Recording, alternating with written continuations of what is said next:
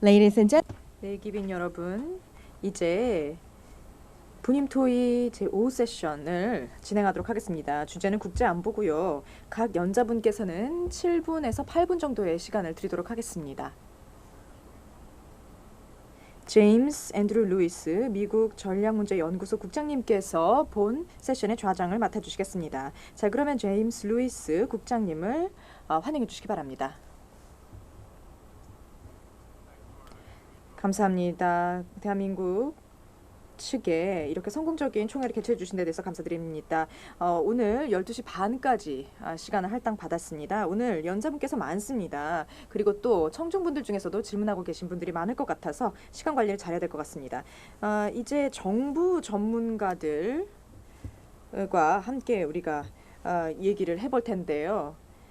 GGE가 인터넷 보안과 관련해서 굉장히 우리의 논의의 방향성을 정립해 주었죠. 그리고 인터넷과 관련된 국제 안보 문제 이런 것이 굉장히 중요한 이슈로 부상되고 있습니다. 우리가 이제 협력의 기반으로서 이러한 노력들이 제기되고 있는 것은 굉장히 도움이 되는데 아직도 더 발전할 영역이 있죠. GGE는 정치적인 그런 그 지평은 좀 변화를 해줬지만 아직까지 우리 논의가 좀 더 활성화되는데 있어서는 크게 기여하지 못하고 있는 것 같습니다. 그래서 이제 프로세스가 새로이 진행되면서 국제 안보에라는 주제 아예 그 사이버 보안이라든가 안보가 이게 중요한 그런 이슈로서 같이 포함되는 방향으로 앞으로 가고 있는 것 같습니다. 자, 오늘 모신 연자분들을 간략하게 소개드리도록 하겠습니다. 임종인 고려대 정보보호대학 원장님께서 함께하고 계십니다. 크리스토퍼 페인터 미국 국무부 사이버 조정관님도 오셨고요. 안드레이 크루츠키 러시아 외교부 안보 대사님께서 와 계십니다. 그리고 존 퀸 호주 외교부 국제안보 차관보님께서 함께 하고 계시고요. 그리고 쉬룽디 중국 국제문제연구소 연구위원님도 자리하셨습니다. 이 중국 국제문제연구소는 이제 중국의 외교부와 연계된 기관입니다. 그리고 토론자 두 분을 모셨습니다. 오드리 플렁크 인텔 사이버 보안 및 인터넷 거버넌스 정책국장님과 AR 다난 IAI 엘타 시스템 부회장이시자 시진트 전자전 사이버 통신 부문 총괄국장님 함께 하고 계십니다. 또 민간 부문에서도 참가자분들이 계신데요. 이 GGE와 관련해서 민간 부문이 적절한 역할을 해야 된다라는 것이 그 명시되어 있기 때문에 민간 부문 관련자분들도 모셨습니다. 자, 그래서 먼저 제가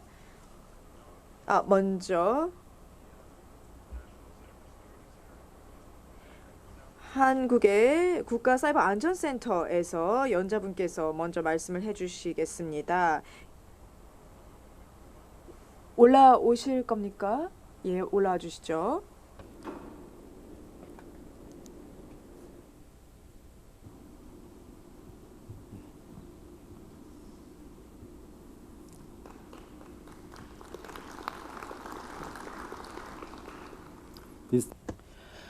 네, 내외기빈 여러분,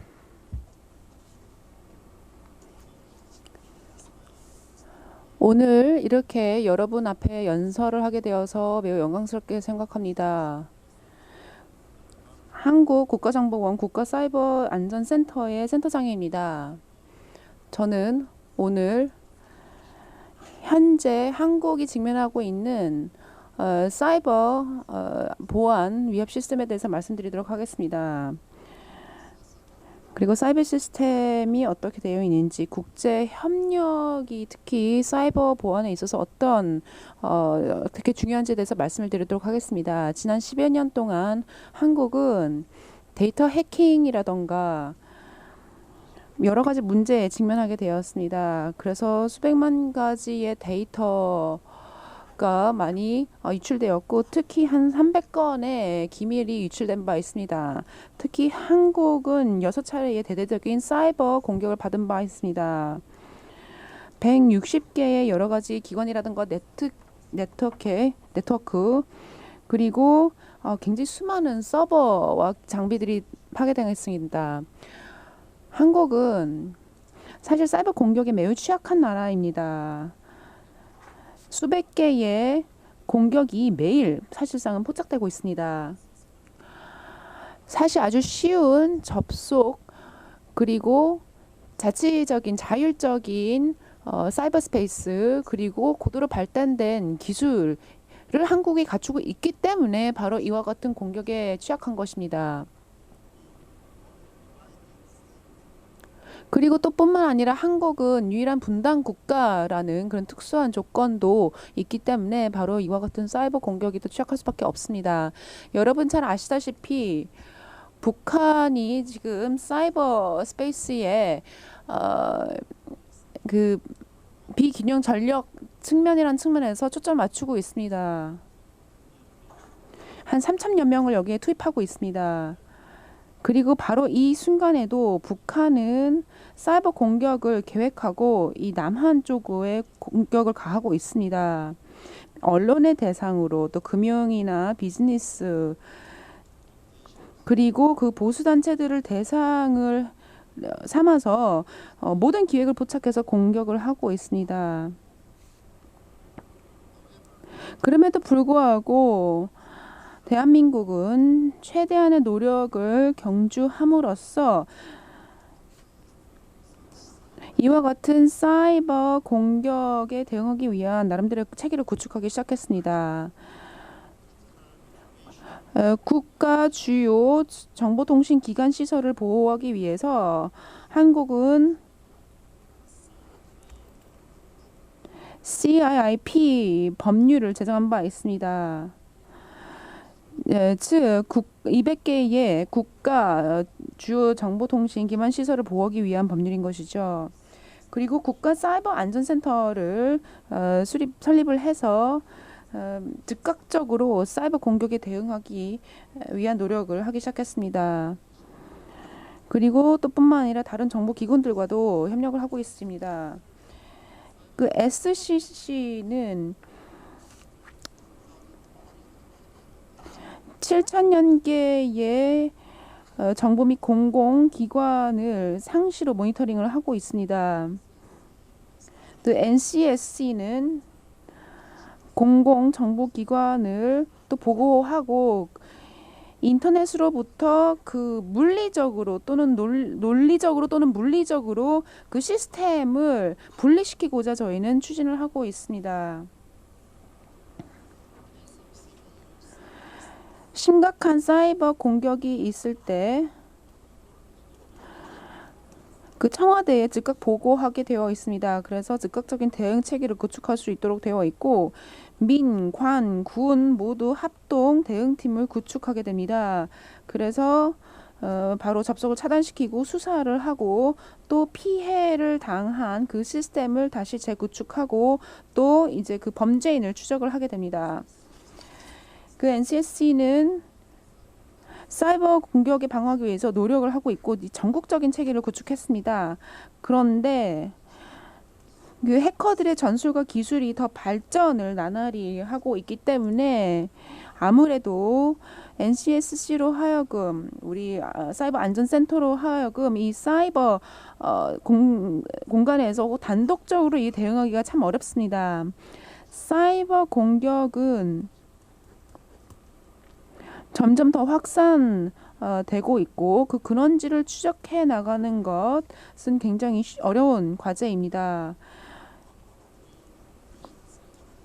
그리고 해커라던가 그 가해자에 대해서 국제 제재를 가한다라던가 억지력을 발동시키는 것도 쉽지가 않습니다. 그렇기 때문에 국제 공조가 이런 측면에서 중요해질 수밖에 없습니다. 사이버 동맹을 형성함으로써 즉각적으로 사이버 위협에 대응을 하고 접속을 차단하고 그리고 관련된 정보를 교환하는 게 필요합니다. 또 국제사회가 수사에 참여하고 그 공격의 근원지를 추적을 할 필요가 있습니다. 특히 피해 국가가 요청을 하면 이에 대해서 화답을 해줄 수 있는 그런 체계가 필요합니다. 이런 측면에서 국제 협력이 중요합니다. 그리고 사이버 공격자들에 대해서 적절히 대처하고 필요하면 국제사회가 제재를 가할 필요가 있다고 생각합니다. 이 사이버 공격에 대한 억지력을 위한 효과적인 방안이 저는 이번 총회에서 논의되기를 기대하고 있습니다. 대한민국은 사이버 스페이스의 평화를 원합니다. 우리는 국제적인 공조를 위해서 노력을 계속할 것입니다.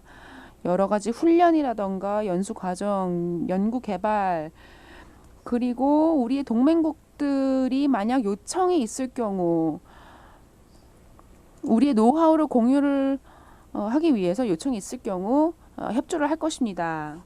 저는 이번 서울 사이버 스페이스 총회가 이와 같은 국제 공조의 기반을 쌓아나가는데 큰 기여가 됐으면 좋겠습니다. 예, 한국에 계시는 동안 많은 추억거리를 만드시길 바라며 감사합니다.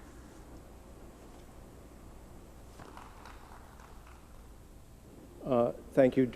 네, 윤 국장님 감사드립니다. 한국은 사이버 공간에 있어서 가장 선두적인 역할을 많이 하고 있는 국가 중 하나죠. 그래서 그 한국의 경험을 말씀해 주셔서 감사드립니다. 자, 그러면은 다음은 임종인 고려대 정보보호대학원장님을 모시도록 하겠습니다.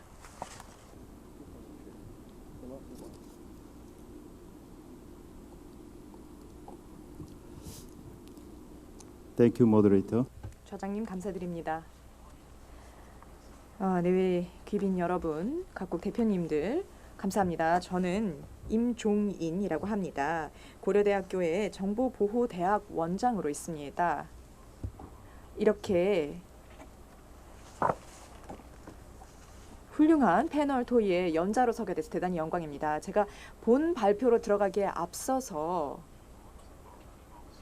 저희가 준비했던 이 국제 안보에 대한 사전 워크숍에 대해서 간략히 소개드리도록 하겠습니다. 저희가 이제 국제 안보에 대한 사전 워크숍을 올해 6월 28일에 개최한 바 있습니다. 이것은 한국 외교부에서 주최를 하였고요. 그리고 이곳에서 그리 멀지 않은 곳에 있는 한국외교안보연구원 쪽에서 행사가 진행되었습니다. 다양한 국가의 전문가들이 참석을 하였습니다. 한국, 미국, 중국, 호주 등지에서 전문가 분들이 참석을 해주셨습니다. 이 사전회의에서 다양한 주제에 대한 심도 깊은 논의가 이루어졌습니다. 특히나 준비 워크숍에서 많이 다루어졌던 주제는 다음과 같습니다. 사이버 공간 내의 국가들 간의 신뢰와 투명성. 이 주요한 주제 중에 하나였는데요. 아시겠습니다마는 정보 사회에서는 신뢰와 투명성이 대단히 중요한 가치이죠.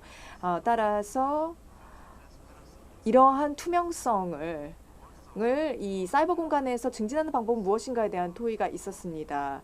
그리고 두 번째 주제로는 국가 간의 사이버 분쟁 문제였습니다. 현재로서는 이러한 사이버 분쟁이 발생을 했을 때 국제법을 적용할 수 있는 여지가 없습니다. 그래서 지금 현재 또한 금융이라든지 에너지 또는 수자원 등등에 있어서도 관련된 국제법이 있지만 사이버 범죄와 사이버 분쟁과 관련해서는 별다른 그런 법적인 틀이 없습니다. 그리고 사이버 분쟁이 이렇게 국제법적인 체계에서 지금 적용이 가능하지 않기 때문에 앞으로 이런 사이버 분쟁이 더욱더 증대될 것으로 예상이 되는 상황 속에서 어떻게 대응을 해야 될 것인가에 대한 논의가 있었습니다. 그리고 국제 안보의 문제를 다룰 수 있는 그런 역량 강화에 대한 그런 내용도 좀 다루어졌었습니다. 모든 워크숍 참가자들이 다음과 같은 사항에 합의를 했는데요. 일단 사이버 공간이 국가들 간의 분쟁을 더욱 야기하는 데 활용이 되어서는 안 된다라는 데 합의를 보았습니다. 사이버 공간이 이제 새로운 전장터로 활용이 되고 있는 경우도 있는데 더 이상은 국가 간의 분쟁의 어떤 장소로서 활용이 되어서는 안 된다라는 의견이 공유되었습니다. 또한 국가의 책임성이 대단히 중요하다라는 얘기가 오고 갔고요. 각국은 분쟁의 위험을 줄이고 상호 간 신뢰를 구축하기 위한 노력을 경주해야 된다라고 결론을 지었습니다. 자, 그러면 제 발표의 본론으로 들어가도록 하겠습니다. 제 발표의 제목은 최근 한국을 대상으로 한 사이버 공격으로부터 얻은 교훈입니다. 그래서 글로벌하게 생각하고 여기에 대해서 적극적으로 대처하자는 것을 주제로 발표를 드리도록 하겠습니다. 앞서서도 센터장님께서 발표를 해주셨지만은 한국은 특히나 이제 북한으로부터 사이버 공격을 받아왔습니다. 몇 가지 예를 들어보도록 하겠습니다. 2009년도 7월 7일에 대규모의 디도스 공격이 여러 정부 부처 사이트 그리고 민간 기업 사이트를 대상으로 자행이 되었습니다. 그리고 2년 후에 디도스 공격이 또 있었는데요. 그리고 2011년 말에 농협은행이라는 한국의 가장 큰 은행 중 하나인 금융기관이 APT 어택을 받았습니다. 그래서 금융 서비스가 며칠 동안 제대로 진행이 되지 못했습니다. 또한 올해 3월 20일에 대규모의 APT 공격이 있었습니다. 한국의 국영방송국을 대상으로 그리고 한국의 선구적인 은행 중 하나인 신한은행을 대상으로 큰 지능형 지속 위협 공격이 이루어졌습니다. 그래서 한국 국민들 사이에서도 사회적으로 굉장히 많은 혼란이 있었고요. 그리고 나서 3개월 후에 또 한 번의 공격이 북한으로부터 자행이 되었습니다. 이 정부 기관 사이트가 공격을 받았는데요. 이 한국의 백악관에 해당하는 청와대에 대규모의 공격이 감행이 되었습니다. 지금 이 슬라이드 안에 상세한 내용이 들어 있습니다. 그래서 한국 정부는 이 사이버 보안 종합 대책이라는 이 사이버 위협에 대한 대응책을 담은 그러한 조치들을 도입을 하였습니다. 사이버 안보와 관련해서 우리는 2017년까지 많은 사이버 보안과 사이버 안보에 관련된 전문가를 양성할 것을 지금 담고 있고요. 그리고 신속한 대응이 대단히 중요하다라고 판단을 하고 이 대한민국 정부는 청와대를 이런 노력의 컨트롤 타워로 지정을 했습니다. 그리고 국정원도 역시 여기에 중요한 역할을 맡게 되었습니다. 그리고 사이버 인프라 보호 프로젝트 그리고 민관 정보 공유 시스템 등등의 조치들이 도입이 되었습니다. 왜 이렇게 지속적으로 대한민국을 대상으로 해서 사이버 공격이 자행이 되고 이것을 예방할 수 없는지에 대해서 말씀드리도록 하겠습니다. 아시겠습니다마는 한국은 분단 국가입니다.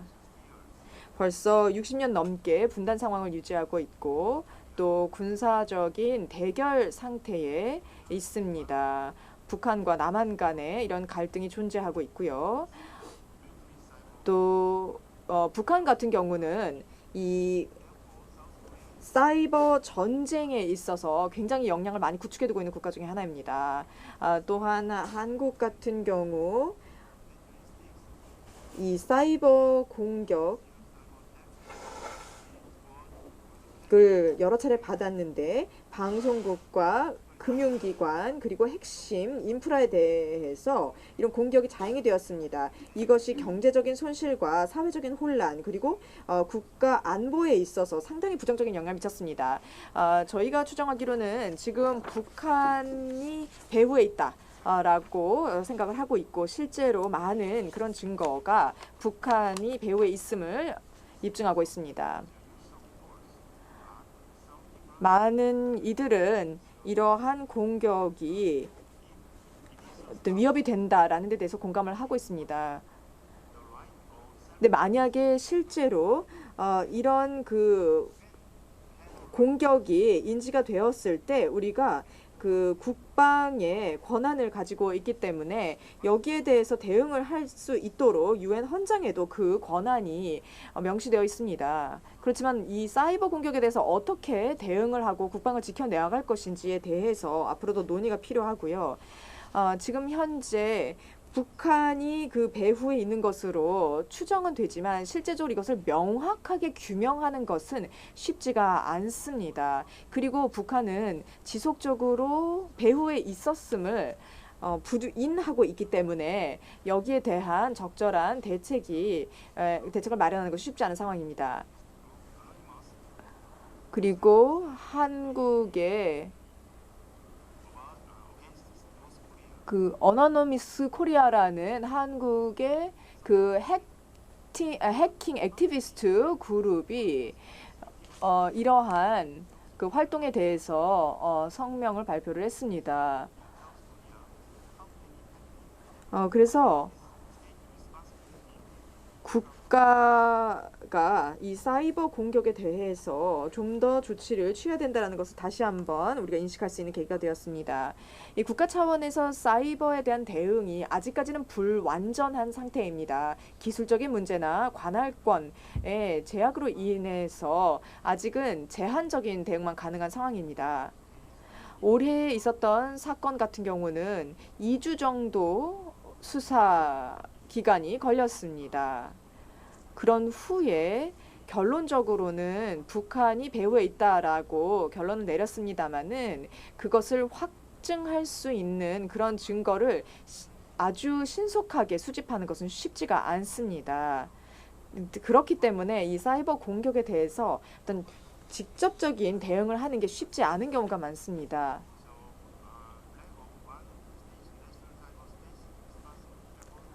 그리고 사실 어떤 사이버 공격에 대해서 어떤 국가 차원의 대응 기구가 부족해서라기보다는 이 사이버 공격이라는 것 자체의 그 글로벌한 성격 때문에 사실 대응하는 것이 쉽지가 않은 측면이 있습니다.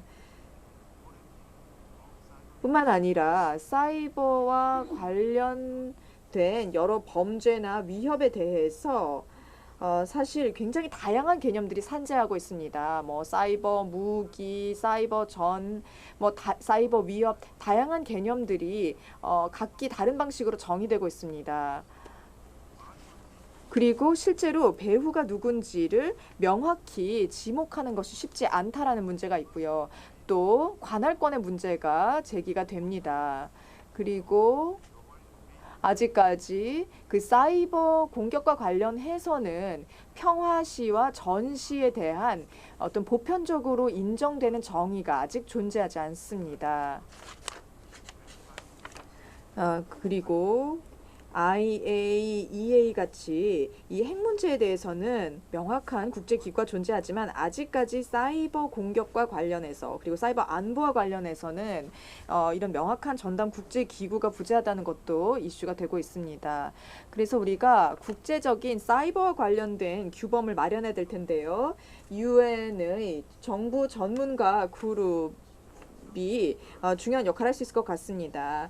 이 UNGGE에서는 사이버 안보 컨센서스라는 자료를 발간했습니다. 여기에는 미국, 중국, 러시아 등의 국가들의 의견이 반영이 되었고요. 또 올해는 탈린 매뉴얼이라는 것이 발표되었습니다. 이것이 기존의 국제법을 사이버 분쟁에 적용하는 방안에 대한 매뉴얼입니다. 그러나 이것으로 충분한 대책이 될까요? 그렇지 않다고 봅니다. 아직까지 많은 문제가 있습니다. 이제 탈린 매뉴얼에 대해서 보다 분석을 상세히 해드리도록 하겠습니다. 죄송합니다만은 조금 더 결론을 간략히 말씀해 주시겠습니까? 예, 탈린 매뉴얼은 공식 문서가 아니라 학계 연구 결과를 정리한 문서에 불과합니다. 그렇기 때문에 어떤 효력이 없다라는 점이 탈린 매뉴얼의 한계입니다. 자, 결론으로서 저는 이 글로벌 사이버 평화와 사이버 이 분쟁의 억지를 위한 기준 요건들이 필요하다라고 봅니다. 일단 사이버 영역에서도 IAEA와 같은 그런 기구가 마련이 되어야 한다고 봅니다. 그리고 글로벌 차원에서 사이버 안보와 관련되어 있는 사이버 보안 기술들이 개발이 돼야 된다고 생각합니다. 그리고 한국에서 발생했던 사이버 공격을 통해서 우리가 배웠던 것은 바로 글로벌한 차원에서 이런 것들이 전개되기 때문에 우리가 글로벌하게 생각하고 로컬하게 행동하면서 이 각 국가의 사이버 공간을 보다 안전하게 보호할 수 있어야 된다고 생각합니다. 그러면서 동시에 국제적으로 우리가 협력하는 것이 필요하다고 생각합니다. 제가 마지막으로 이런 말씀을 드리면서 마무리하고 싶습니다. 우리가 국제 사이버 안보와 글로벌 사이버 평화를 위해서 창의적인 그리고 첨단적인 아이디어들을 많이 공유했으면 하는 바람입니다. 감사드립니다. Thank you.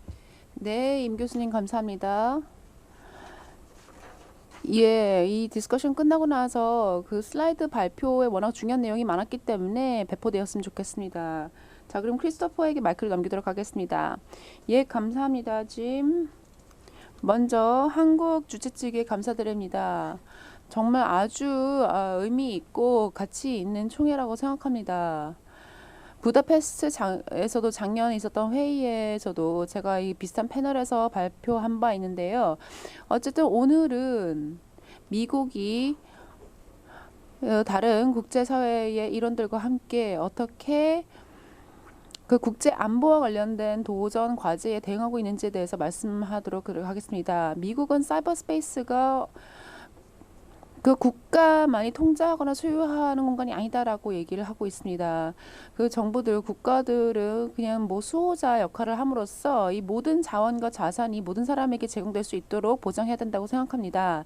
국가는 이제 자국의 국가 안보를 지켜야 되겠지만 또 다른 국가와의 관계도 중요하다고 생각합니다. 왜냐하면 그 사이버에 의존하고 있는 상호 의존된 경제가 파탄될 수 있기 때문입니다. 그렇기 때문에 이제 국가 간의 이제 평화가 필요하고 또 사이버 스페이스에서도 평화가 필요하다고 생각합니다. 그래야만 임 교수님께서 말씀하신 부분들을 저희가 지켜나갈 수 있다고 생각합니다. 미국은 국제 사이버 스페이스 안정이라는 개념을 저희가 사용해와 있는데요. 모든 사용자, 이 당사자가 사이버 스페이스로부터 혜택을 얻고 그리고 국가가 어떤 특정 국가가 다른 국가를 공격하지 않도록 하는 것입니다. 이와 같은 안정 을 도모하기 위해서 모든 국가들이 장기적으로 있어 왔던 국제 규범들을 도입을 할 필요가 있다라고 생각하고 그리고 뿐만 아니라 실용적이고 실전적이고 협조적인 그 조치들, 예를 들면 신뢰 구축 조치들을 도입할 필요가 있다라고 생각합니다. 2009년에 GM이라던가 다른 연사분도 말씀하셨다시피 그 UN GGE와 관련해서 미국은 다른 나라들과 함께 국제법 적용 문제에 대해서 논의를 했습니다. 런던 총회에서 바이든 부통령께서 워싱턴 DC에서 관련된 슬라이드 보여드린 바 있습니다. 그리고 그 인도주의 법도 어떻게 적용할 것인지에 대해서 논의가 있었고 국가 간의 협력을 도모하기 위한 여러 가지 방안에 대해서 신뢰 구축 방안에 대해서도 논의한 바 있습니다. 또한 그 개도국의 역량 강화를 어떻게 그 체계를 구축함으로써 그 사이버 스페이스의 안보와 보안을 도모할 수 있는지에 대해서도 고민을 계속 해왔습니다. 그래서 올해는 굉장히 중요한 해가 될 수밖에 없는데요. 2013년은 GGE가 호주의 리더십 하에 GGE는 그 만장일치로 보고서를 채택했습니다. 사이버 이슈에 관련된 것이었는데요. 몇 가지 원칙을 천명하고 있습니다. 이 보고서 못 보신 분들은 꼭 보실 필요가 있습니다. 너무 아주 좋은 이 여러 가지 발견 사항과 그 통찰력들이 담고 있습니다. 그래서 국제법, 특히 UN 헌장은 사이버 스페이스의 개방성과 안정성 그리고 그 접근 가능한 기술과 인터넷을 보장하기 위해서 유엔 헌장과 국제법이 대단히 중요하다라는 것입니다. 그리고 이 안전이나 보안은 표현의 자유나 인권과 함께 가야 된다. 특히 세계 인권 헌장과 다른 인권 관련된 조약을 수호해야 된다라는 것이고요. 또 하나의 원칙은 그 국제적으로 잘못된 악의적인 행동에 대해서 이에 대해서 맞대응을 해야 되고 또 국가들은 그 악의적인 목적을 가지고 비국가 행위자들이 그 해당 국가를 이용을 해서 다른 나라를 공격하지 않도록 보장을 해야 된다라는 내용도 들어 있습니다. 그리고 이 보고서는 사이버 상에서의 신뢰 구축 조치를 도입을 함으로써 예측 가능성을 도모하고 오해를 줄일 수 있다라고 되어 있습니다. 그리고 GG 전문가들은 이 신뢰 구축 조치들이 아주 중요한 기여를 해서 그 정보통신 기술 사용에 있어서 정보들 간의 협력을 도모하고 국제 안보를 더 기여할 수 있다라고 나와 있습니다. 그 여러 가지 신뢰 구축 방안이 나와 있는데요. 몇 가지 뭐 말씀을 드릴 수 있겠습니다만 하나는 다자 간 지역별 양자 간의 신뢰 구축 프로그램을 만드는 것이고요. 또 하나는 그 C서트들을 구축하는 것이고요. 그리고 이 협력을 구축하는 것이고요. 또 하나는 그 정보통신 기술과 관련된 침해 사고가 있을 때 대응을 공조를 하는 것이고 또 법 집행기관들 간의 공조를 도모하는 것입니다. 근데 신뢰 구축에는 여러 가지 방법이 있는데 어쨌든 중요한 거는 투명성을 제고하고 또 신뢰를 구축하고 이 협력을 구축하는 것입니다. 그래서 우리가 필요한 안정을 달성하도록 하는 것입니다. 그 미국은 이와 같은 그 실용적인 실천적인 신뢰 구축 방안에 대해서 적극적으로 지지하는 바입니다. 그리고 말을 이제 행동으로 이행을 해야 됩니다. 2011년에 미국은 러시아에게 여러 가지 CBM을 제안한 바 있고 다른 분야에서도 이와 같은 CBM이 효과적일 수도 있습니다. 그리고 사이버 스페이스에서의 협력을 도모한 것이고요. 그 올해 푸틴 대통령과 오바마 대통령은 사이버 CBM에 대한 양자 간의 합의를 처음으로 이뤄냈습니다. 이와 같은 CBM들은 신뢰 구축 방안들은 사이버 공격이나 침해 사고가 있을 때 협조를 한다라는 내용을 담고 있습니다. 그래서 뭐 멀웨어에 대한 기술적인 내용도 있고요. 또한 어디서 양국에서 이제 근원지가 발견이 될 경우 공조를 한다라는 내용도 있고요. 또 뉴클리어 리스크 리덕션 센터라는 것도 우리가 활용을 하자라는 내용이 있습니다. 예를 들면 지금 원래는 뉴클리어 그러니까 핵 분야에 있지만 기후 변화 등 다양한 분야에 또 적용이 되고 있습니다. 그리고 이제 그 긴장이나 분쟁의 증강이라던가 그 오해로부터 비롯되는 그 분쟁 이런 부분들도 담고 있습니다. 그 러시아 측은 그 ICT 관련된 침해 사고가 발생할 경우 미국과 같이 협조한다라는 얘기를 분명히 천명을 해 주셨습니다.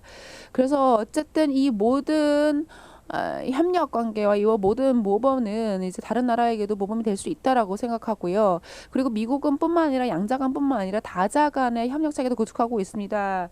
유럽뿐만 아니라 아세안 안보 포럼과도 이제 관계를 구축하고 있고요. 그리고 이 두 포럼 그 OSCE와 ARF 모두에서 이제 저희가 나름대로 협력을 저희가 하고 있습니다. 그리고 이와 같은 이슈를 다루기 위한 사이버 워킹 그룹도 저희가 설치를 하고 있습니다. 어쨌든 이와 같은 모든 문제는 미국, 뭐 러시아, 호주라던가 이 GG 소속 회원국 15개 국가에만 중요한 것이 아니라 이 총회에 참여하고 있는 모든 나라에 대단히 중요한 문제이고 우리 모두가 평화로운 사이버 스페이스를 만들고 또 시민들이 이를 사용할 수 있도록 하는 보장하는 의무가 있다라고 생각합니다.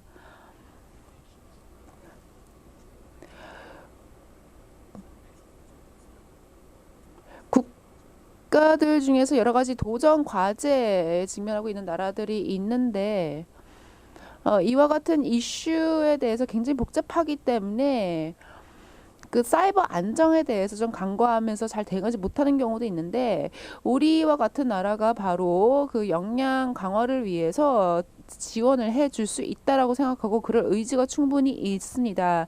그래야만 평화롭고 안정적인 사이버 스페이스를 구축할 수 있다라고 생각합니다. 예, 이 GG 보고서에도 역량 강화 부분이 분명히 천명되어 있습니다. 다양한 이해 당사자들이 있죠. 민간 부분도 포함되어 있습니다. 어쨌든 이 모든 이해 당사자, 이 모든 협력은 다 우리를 위한 소중한 기반이 되고 있습니다. 작년에도 말씀드렸다시피 이와 같은 총회가 이후에도 지속되면서 논의의 장이 되었으면 좋겠습니다. 감사합니다. Pastor Deborah. 네, 감사합니다. 데브라 스톡스 대사께서 2013 GG2에서 굉장히 많이 기여를 하셨습니다. 그리고 또한 이분이 이러한 성과를 거두실 수 있었던 게 2010년도의 GG2의 성과를 기반으로 했던 것입니다. 그래서 이것을 주창해 주셨던 러시아 측의 대표를 모시도록 하겠습니다. 네, 여기빈 여러분, 먼저 이번 총회를 주최해 주신 한국 측에 이런 기회를 주신 데 대해서 감사 말씀을 드립니다. 정말 글로벌한 이슈를 아주 우선순위를 중심으로 해서 논의할 수 있는 장을 마련해 주셔서 감사합니다. 제가 이 상황 속에서 제 스스로에 대해서 질문을 던지면서 그 질문에 대한 답을 또 같이 제시해 드리도록 하겠습니다. 제가 왜 이러한 방식으로 진행을 할까 하냐면은 바로 2011년도 11월에 런던 컨퍼런스 C에서 이런 방식으로 진행이 됐을 때 굉장히 더 효과를 발휘할 수 있다는 생각이 때문입니다. 그러니까 질문을 하고 거기에 대해서 답변을 하는 게 정말 중요하다고 생각합니다. 러시아가 대단히 중요하다고 생각하는 질문들을 중심으로 진행을 해보도록 하겠습니다. 자, 사이버 공격이 실제로 발생을 했을 때 어떻게 대응을 해야 될 것인가 라는 질문이 첫 번째입니다. 지금 오늘날 세계 공동체가 이러한 사이버 공격을 예방을 할 수 있는지 또 그러한 공격자를 적발해내고 처벌을 할 수 있는 역량을 가지고 있는지 라는 질문을 제기하고 싶습니다. 지난 3월에 이 대한민국을 대상으로 해서 사이버 공격이 있었다는 것을 저도 알고 있습니다. 그리고 러시아, 한국 간에도 이 사이버 보안과 관련해서 저희가 계속 협력을 하고 있는데요. 이 사이버 공격이 금융기관 그리고 핵심적인 인프라 그다음에 이 한국의 방송국을 대상으로 해서 자행이 되었죠. 이것은 굉장히 유감스러운 일입니다. 이와 같이 전 세계는 더 이상 이것을 좌시해서는 안 됩니다. 우리 모두가 사이버 공격의 어떤 이러한 그 인질이 되어서는 안 됩니다. 계속해서 피해자가 되어서는 안 됩니다. 런던 총회 이래로 일부 국가에서는 자체적으로 사이버 공격 사태에 대응하는 방안들을 제시를 했습니다. 저는 지금 그 누구도 비난하고자 하는 것은 아닙니다. 저는 다만 제가 말씀드리고 싶은 것은 어떤 일방적인 어떤 접근법이 과연 글로벌한 이슈를 해결할 수 있는가에 대한 좀 회의적인 시각을 제시하고 싶을 뿐입니다. 몇 주 전에 어떤 특정한 국가에서 이 사이버 공격에 관한 그런 대응책을 자체적으로 발표한 국가가 있었습니다. 미국 같은 경우도 사이버 공격이 발생했을 때 모든 가용한 수단을 군사적 수단을 포함하여 모든 수단을 사용해서 대응을 하겠다라는 발표가 있었습니다.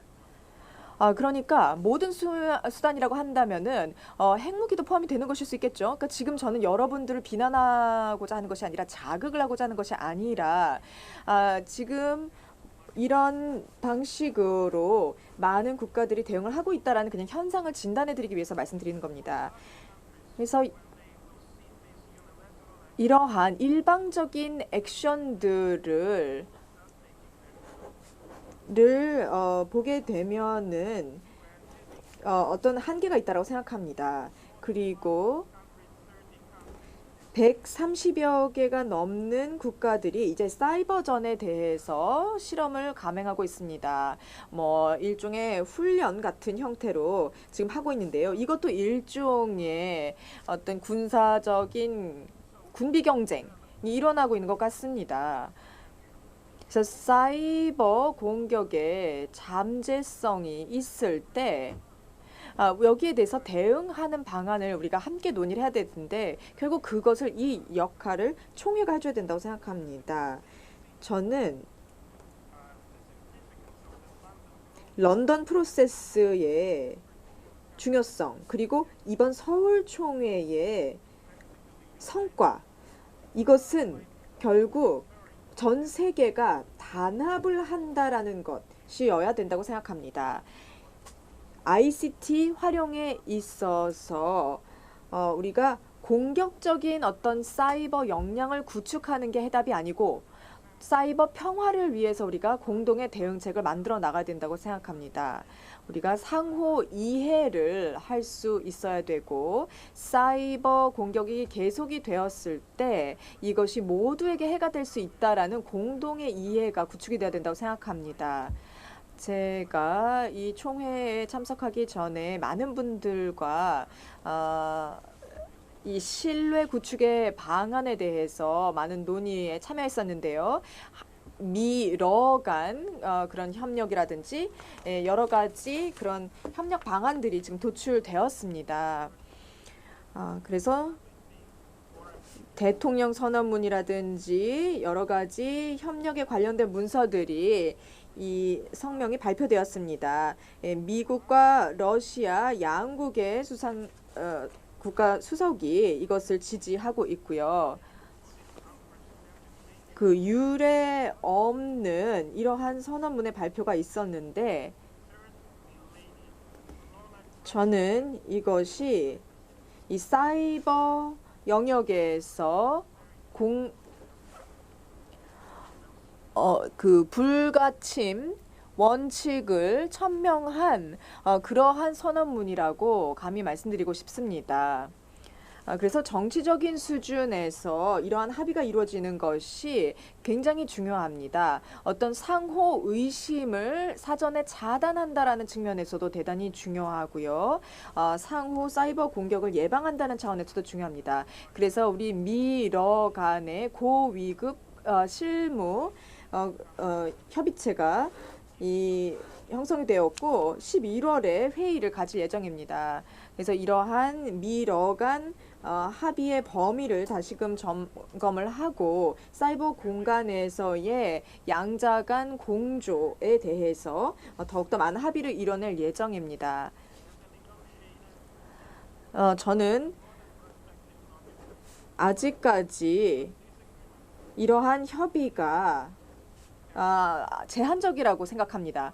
분명히 성과는 있었지만 지금 미러 간의 양자적인 관계 속에서만 정의된 것이기 때문에 실제로 사이버 위협을 실질적으로 차단하는 데 있어서는 한계가 있다고 생각합니다. 우리가 계속해서 양자적으로 접근을 해서 국가적인 안보를 담보하려고 한다면은 정말 수백여 합의가 양자적인 관계 속에서 도출이 돼야 될 것입니다.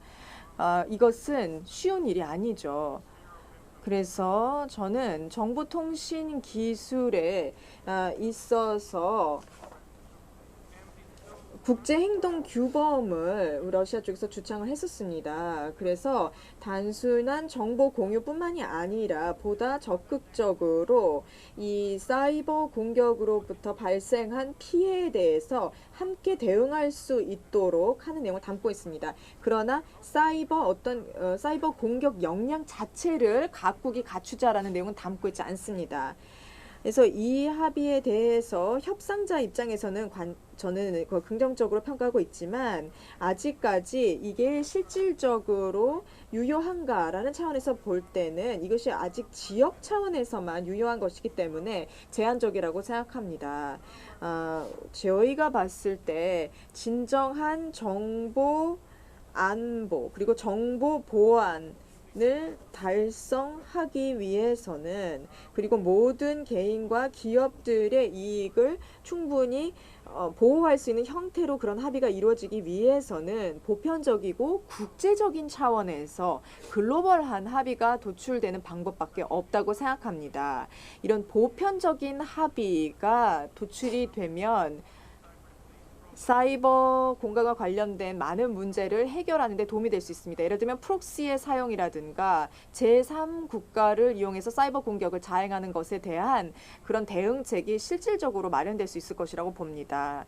그래서 우리가 이렇게 글로벌하게 접근해야 된다고 봅니다.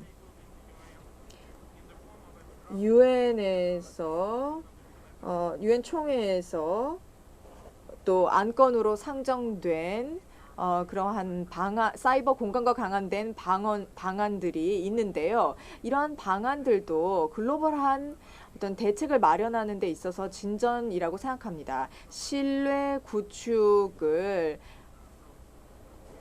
OSE 프로세스에서도 제고를 하고 있고 미국이 의장을 맡고 있는 상황에서 저희가 아주 적극적으로 참여를 하고 있습니다. 그리고 이 작업을 성공적으로 마무리해 나가고 있습니다. 이미 이 지금 외교상의 문제로 제가 그 문서 자체를 공개해 드릴 수는 없지만은 연말쯤이면은 이 합의안이 도출될 것을 생각합니다. 그 다음에 컨피던스 빌딩 메커니즘 CBM이 확립이 돼서 이것이 앞으로 다른 지역에서도 활용하실 수 있게 될 것이라고 생각합니다. 이 총회에서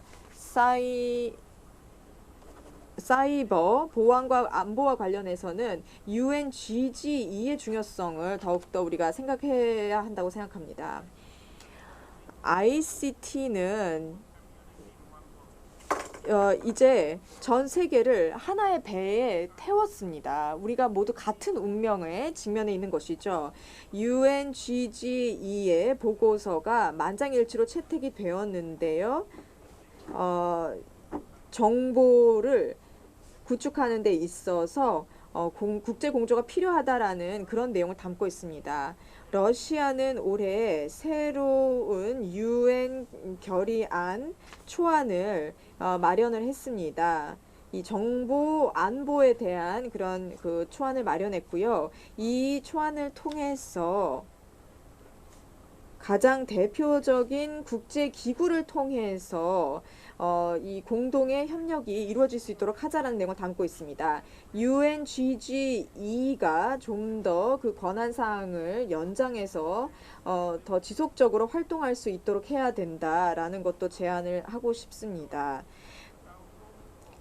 우리의 공통의 목표는 이미 이번 총회에서도 확인된 바 있습니다. GGE 보고서에도 나와 있는데요. 우리가 예방을 중심으로 공조를 해야 된다라는 것입니다.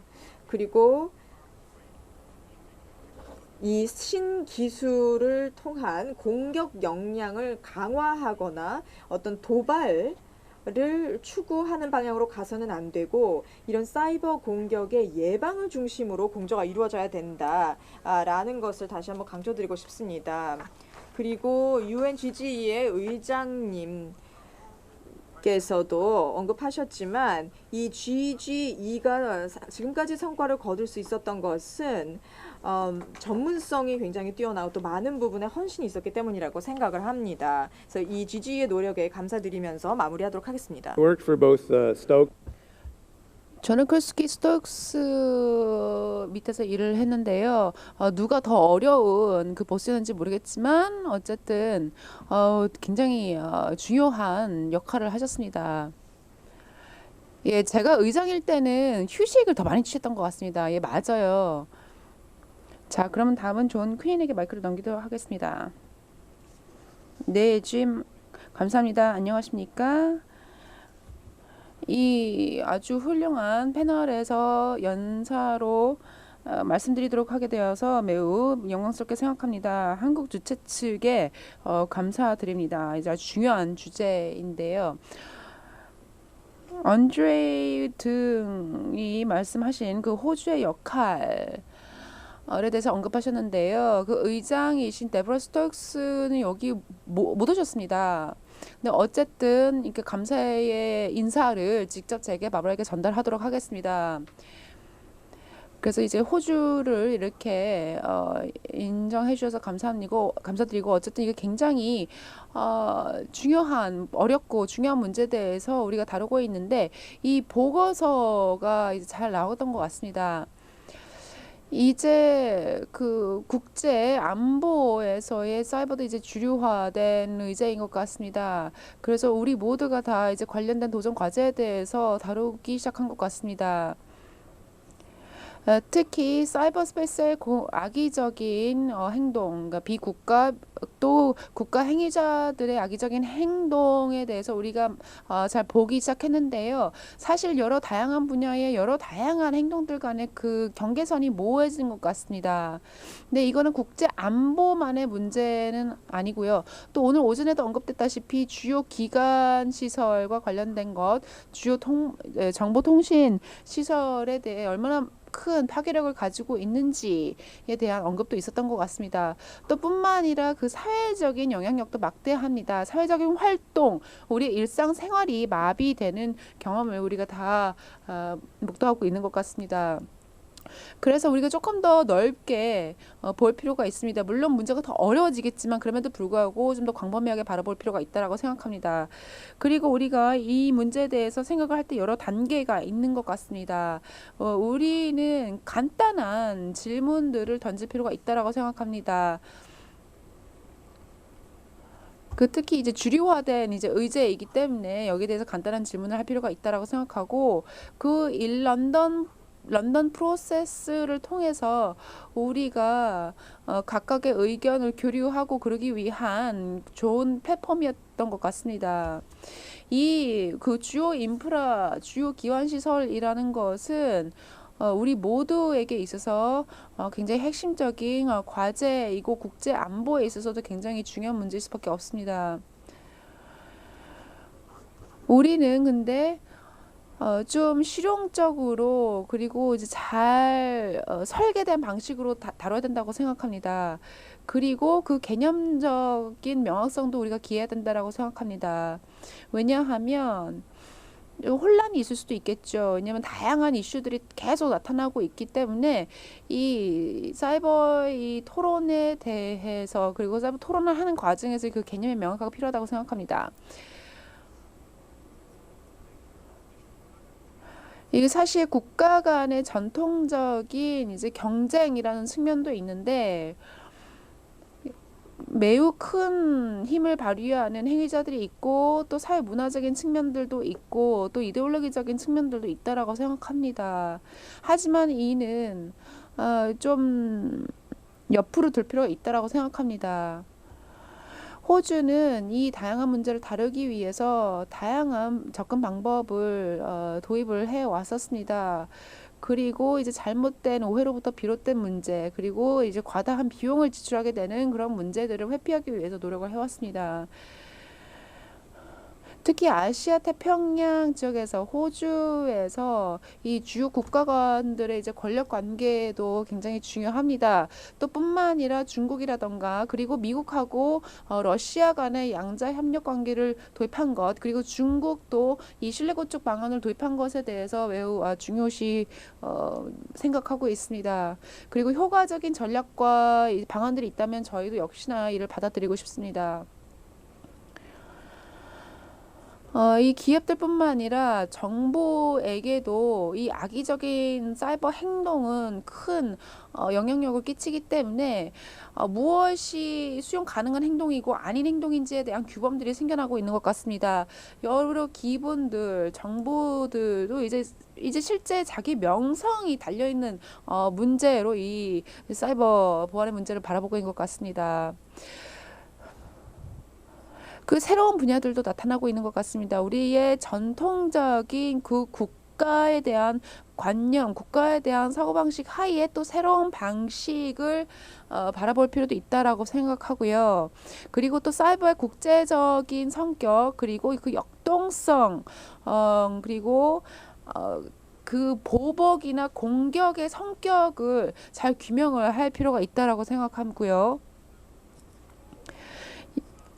그리고 사이버 행동에 여러 리스크들이 있는데 이것이 실제 굉장히 광범위한 피해를 일으킬 수 있다라는 것도 우리가 감안할 필요가 있습니다. 이를 다 드러낼 필요가 있긴 합니다만 우리가 그럼에도 불구하고 양자 간의 관계라던가 뭐 테러리즘이나 여러 전통적인 문제들도 함께 다룰 수밖에 없는 상황인 것 같습니다. 그래서 우리가 여러 담론에서 다양한 방법들을 우리가 다 모아서 사이버상의 문제를 우리가 다룰 수 있도록 해야 할 것입니다. 어쨌든 지금 현재 다양한 의제들이 드러난 상태입니다. 그리고 국제적으로 합의가 이루어지기에는 아무래도 그 규범을 밝혀내는 데 있어서 합의하는 데 있어서 좀 오랜 시간이 걸리겠습니다만 이 UNGG인 보고서를 기반으로 해서 많은 변화가 생겼고 UN 헌장을 비롯하여 여러 가지 국제법을 적용할 수 있다라는 점이 좀 드러난 것 같습니다. 그리고 다음 단계로는 국제법을 어떻게 사이버 스페이스에 적용할 것인가의 문제가 남아 있는 것 같습니다. UNGG 프로세스의 결정을 우리가 존경을 하고 존중을 하고 우리 프로세스에 계속 관여를 해 나갈 예정입니다. 그리고 이제 그 무력 분쟁이 아닌 그 이하에 있는 상황에 대해서 어떻게 대응할 것인가에 대한 논의가 있는데 이에 대해서도 좀 어렵지만 우리가 좀 다뤄봐야 되겠고요. 우리가 해결을 해야 될 문제들이 되게 많고 우리가 바로 즉각적으로 도입해야 되는 그 실용적인 방안들이 필요합니다. 우리가 또 일방적으로 할 수 있는 것들도 있습니다. 우리가 각 국가별로 일방적으로 할 수 있는 나라들이 있고요. 사이버 이슈에 대해서 우리의 관점이 무엇인지를 명확하게 할 필요가 있고요. 그리고 간단한 게 있는데요. 국제법의 적용에 있어서 우리가 다 동의한다라는 의지 표명을 하는 게 필요하다라고 생각하고 그것이 GG 보고서에도 나와 있다시피 굉장히 기본적인 단계 중 하나라고 생각합니다.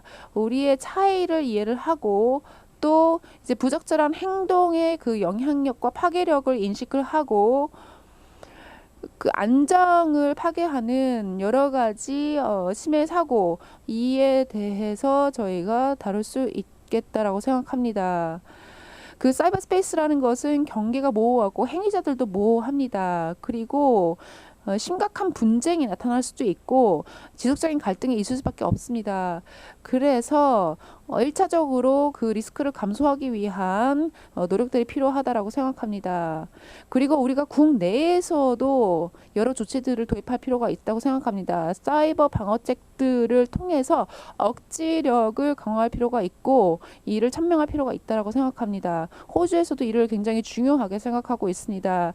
또 다른 예방적 차원에서는 투명성을 제고하는 것 그리고 우리의 조직적인 구조라던가 그 강령들을 재정비하는 것 사이버 대응 체계를 구축하고 강화하는 것, 이 모든 것들을 해야 합니다. 아무래도 이제 인터넷이 다중 이해 당사자적 성격이 있기 때문에 우리 모두가 이를 같이 해야 됩니다.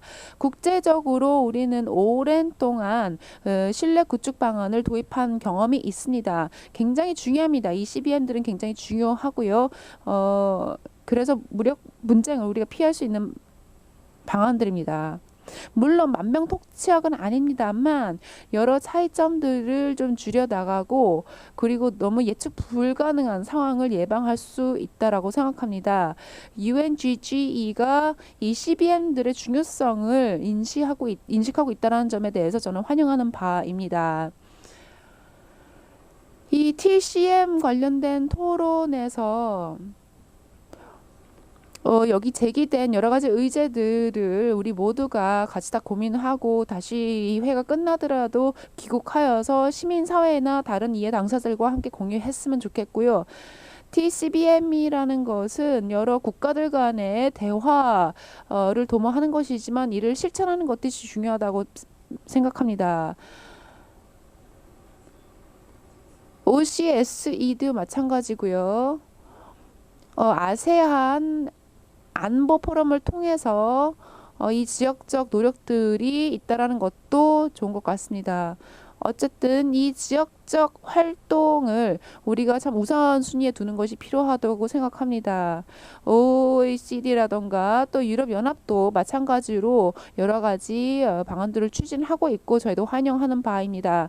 모범 사례와 관련해서 미국 측에서 말씀하셨다시피 그러니까 미국 전략을 말씀해 주셨는데 우리가 이를 어떻게 모범 사례로 삼고 전 세계적인 벤치마킹을 할 수 있는지에 대해서 얘기를 잘 들었습니다.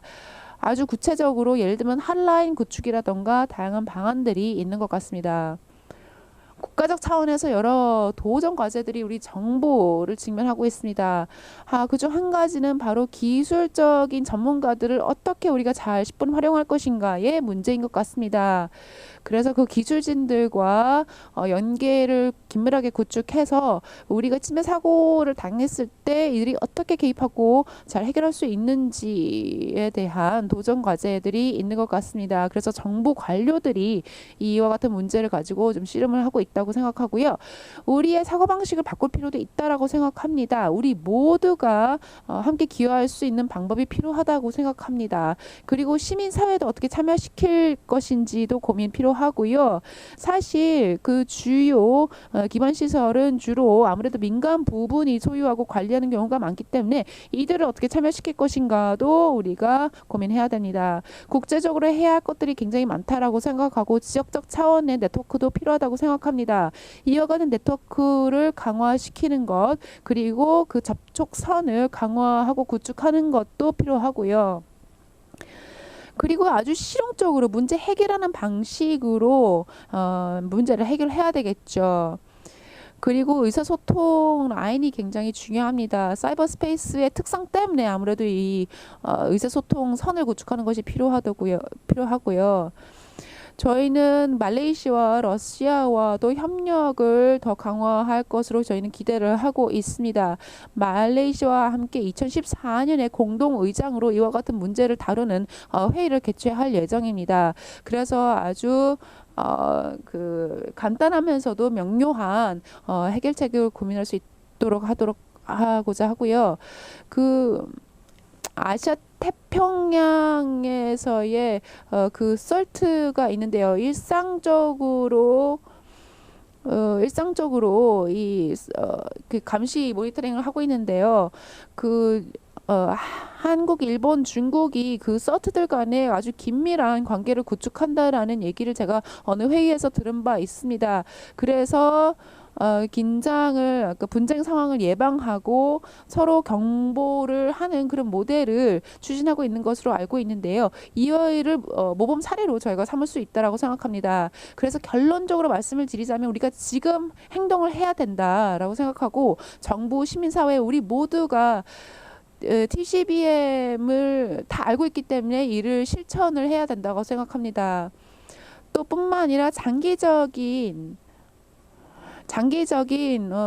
담론에도 우리가 참여를 해야 됩니다. 장기적인 협상이 필요하고 장기적인 협의가 필요한 과정이지만 바로 오늘부터 행동에 취해야 됩니다. 감사합니다. Some interesting points, and I hope 네, 굉장히 흥미로운 점들을 많이 말씀해 주셨습니다. 청중과 함께 토론할 수 있는 시간이 있었으면 좋겠는데요. 일단 존님께서 그 위험도가 높은 그런 영역들에 대해서 좀 각각 짚어주셨고요. 그리고 추가적인 규범의 정립이 필요하다라는 얘기도 나왔었는데 구체적으로는 어떤 규범일지 이런 것에 대한 얘기도 더 해볼 수 있을 것 같습니다. 그리고 또 북한이 이 사이버 공격을 한국을 대상으로 해서 자행한 것에 대한 얘기도 나왔습니다. 그래서 우리가 이제 두 분의 또 토론자분들의 의견을 들을 때 국가 안보와 그리고 인터넷 거버넌스 관계는 무엇인가? 어떻게 돼야 되는가 이거에 대한 내용도 다룰 수 있었으면 좋겠습니다. 시간이 될지는 모르겠습니다만은.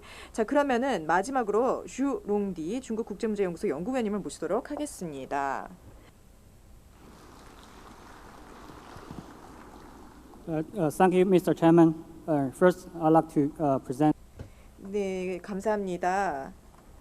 제가 이제 UNGGE의 작업에 대해서 좀 말씀드리도록 하겠습니다.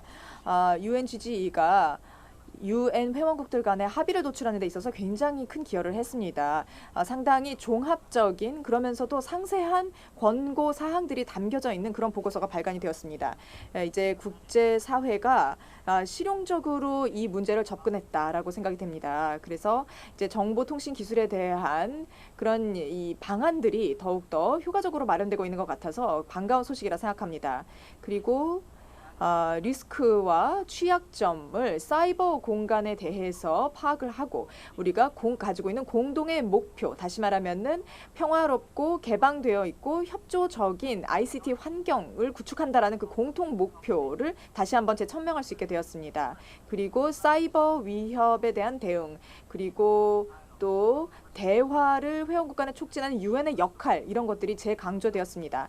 UNGGE는 또한 A/66/59라는 그 보고 문서를 또한 제출했습니다. 이 중국, 러시아, 타지키스탄 그리고 우즈베키스탄의 그 제안에 의해서 이 정보 보안을 위한 국제 행동 규범이라는 것을 그 도입하는 방안에 대해서 또 논의를 했습니다. 국제법 특히나 유엔 헌장이 사이버 공간에서의 평화와 안정성을 유지하는 데 있어서 적용이 될 수 있다라는 그런 원칙을 UNGGE가 권고하였습니다. 그리고 권고 안에는 다양한 규범과 또 원칙들, 그리고 국가들이 전개할 수 있는 책임성 있는 행동, 또 신뢰 구축 노력, 정보 공유의 노력, 그리고 역량 강화, 이러한 내용들을 담고 있습니다. 물론 UNGGE가 뭐 하룻밤 사이에 이 모든 문제에 대해서 해결책을 제시할 수는 없겠지만은 진전이 계속 이루어지고 있고 앞으로도 더 많은 진전이 이루어질 것으로 확신을 합니다. 앞으로 UNGGE가 어떠한 역할을 해야 되는지에 대해서 좀 제안을 드리도록 하겠습니다. 사이버 보안에 대한 원칙과 개념들을 좀 더 명확히 했으면 좋겠습니다. 이 사이버 주권이라는 개념을 우리가 좀 정의할 필요가 있다고 생각합니다. 이 사이버 공간 내에서 각 국가의 책임을 우리가 논하기에 앞서서 그 국가들이 누려야 하는 그런 권리들에 대해서도 좀 명확히 규명이 되었으면 좋겠습니다. 그리고 보다 구체적인 규범들이 이루어져야 됩니다. 이 ICT를 군사적으로 활용하는 것들, 그러니까 어떤 군사적인 갈등 수준까지 가지 않는 그런 이슈들에 대한 어떤 규범도 마련된다고 생각합니다. 그리고 개방된 안정적인 평화로운 그런 사이버 공간을 위한 그런 원칙들이 더 많이 공유된다고 생각하고, 또 기술적, 법적 그런 조치들이 양자적인 그리고 다자적인 그런 채널들을 통해서 더욱더 증진이 되어야 되기 때문에 이 과정에서 UNGG의 역할이 지대하다라고 하겠습니다.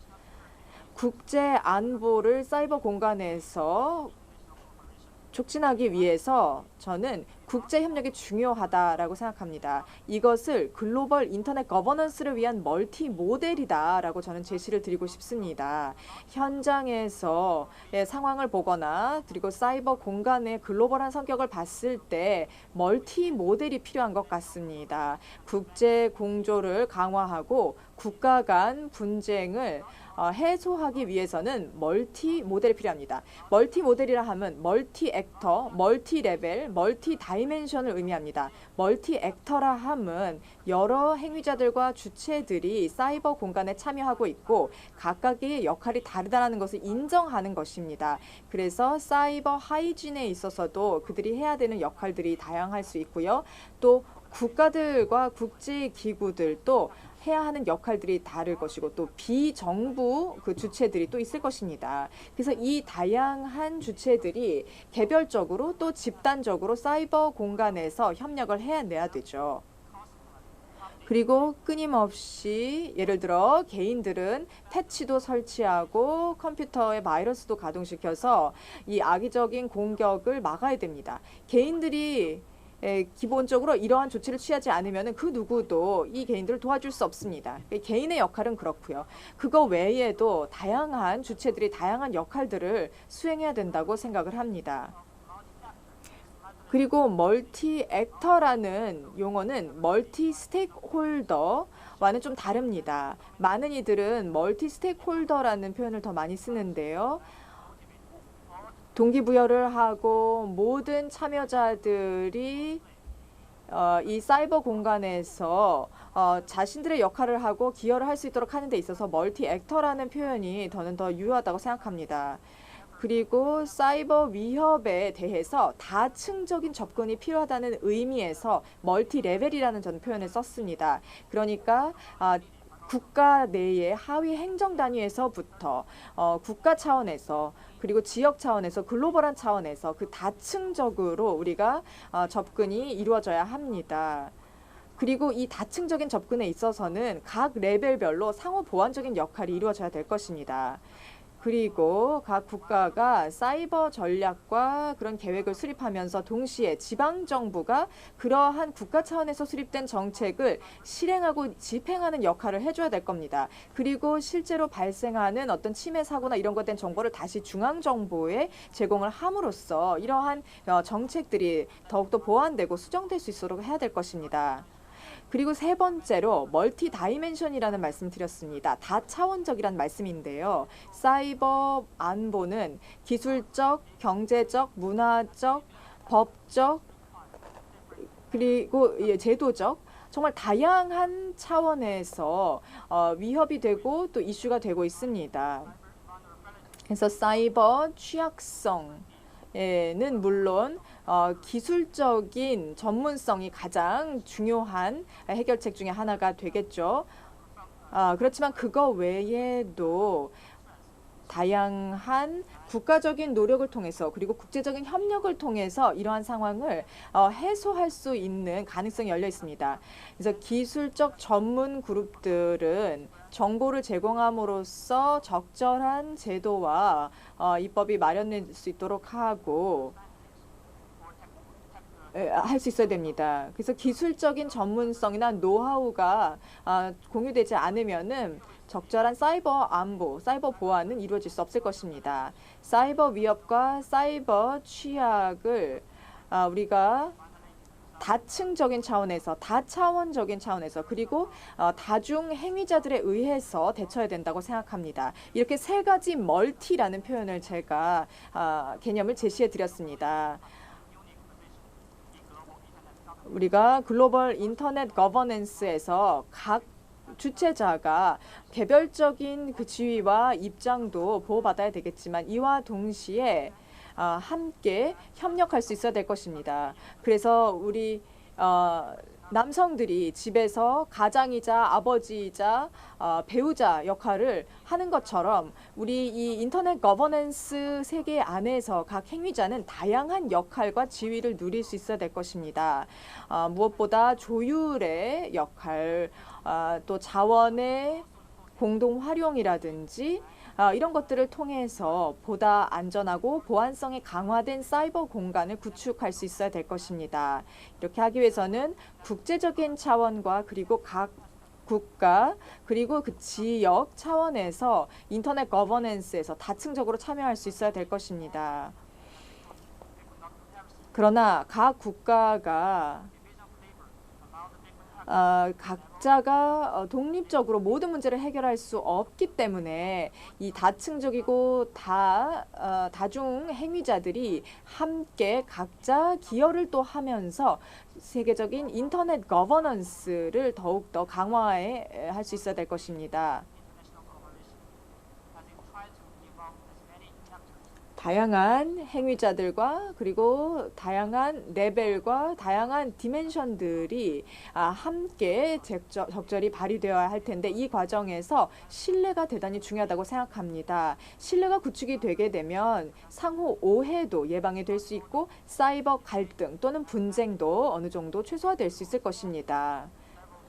모든 참여자와 모든 레벨과 모든 차원이 중요합니다. 그 어느 것도 간과해서는 안 됩니다.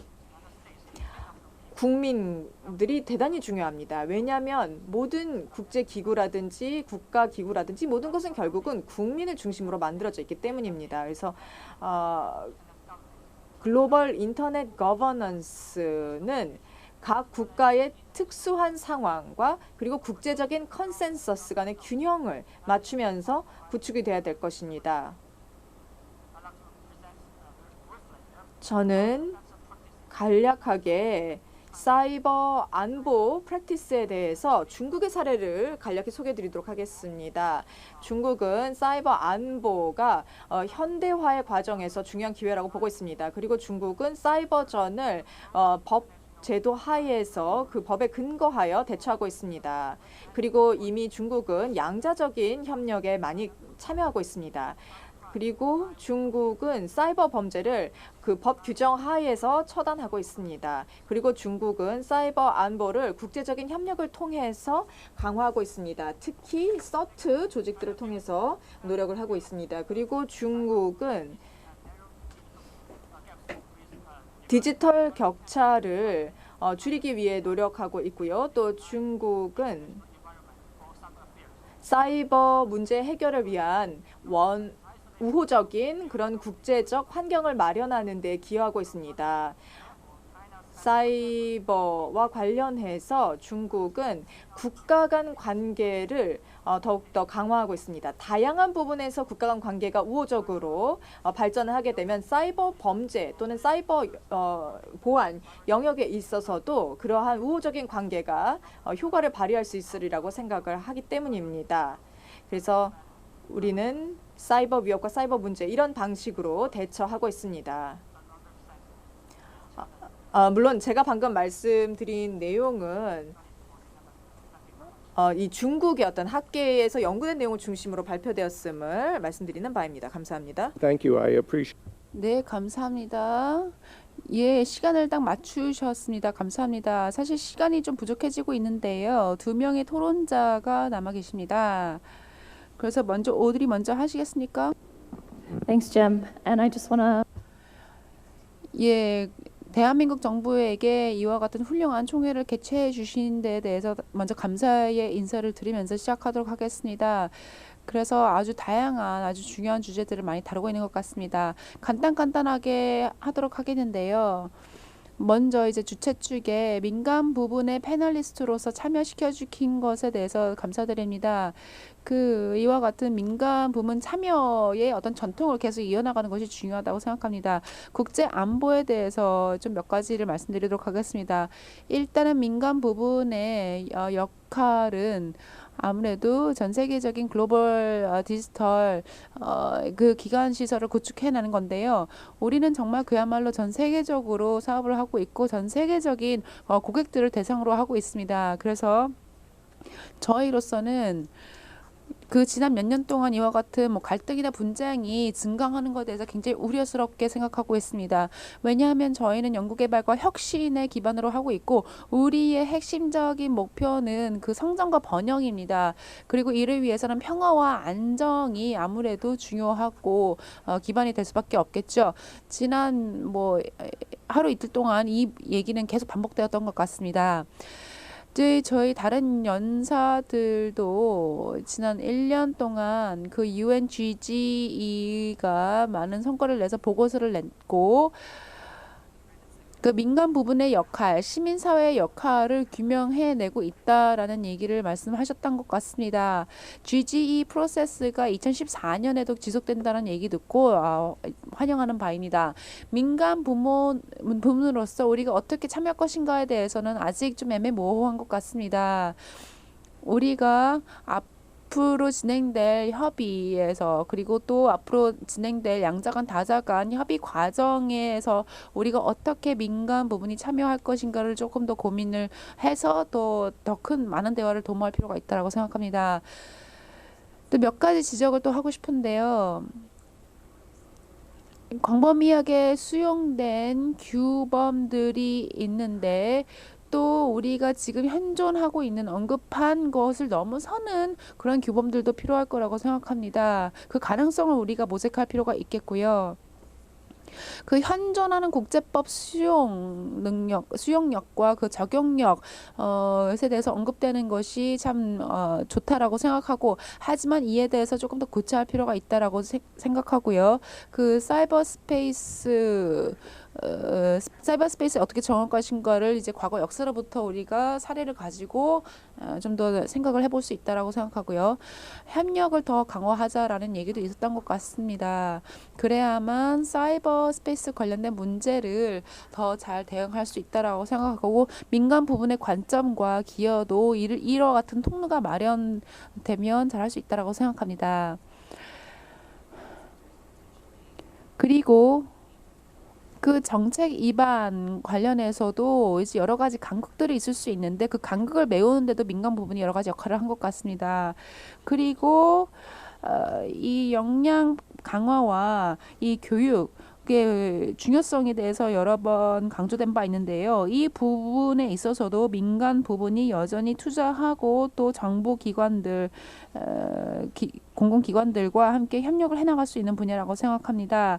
그래서 어쨌든 특히 상업적인 기술 서비스 제공자들은 그 인터넷 사이버스페이스의 평화와 안정이 중요하다고 생각하는데 왜냐하면 저희 변형과 성장이 저희한테 절대적이기 때문이죠. 어쨌든 이 긴장, 분쟁을 줄여 나가는 노력이야말로 이 사이버스페이스의 안정과 평화에 절대적이고 그래야만 또 민간 부분이 가지고 있는 자원이나 그 기술을 10분 더 활용하고 기여할 수 있다라고 생각합니다. 그래서 초국가적인 협력과 지속되는 대화 그리고 억제력도 중요하다고 생각합니다. 감사합니다. 네, 오주희 씨 감사드립니다. 다음으로 네, AR 다나님을 모시도록 하겠습니다. 예, 감사합니다. 지금 폭넓은 콘센서스가 형성되어 있는 것 같습니다. 이 CBM이 기여할 수 있는 바 그리고 다양한 협약과 조약 등등의 적용 이것을 통해서 보다 안전한 사이버 공간을 형성해 나가는 그런 것에 대한 합의는 어느 정도 있는 것 같습니다. 그런데 좀 실질적인, 실용적인 그런 접근이 좀 필요하다는 생각이 듭니다.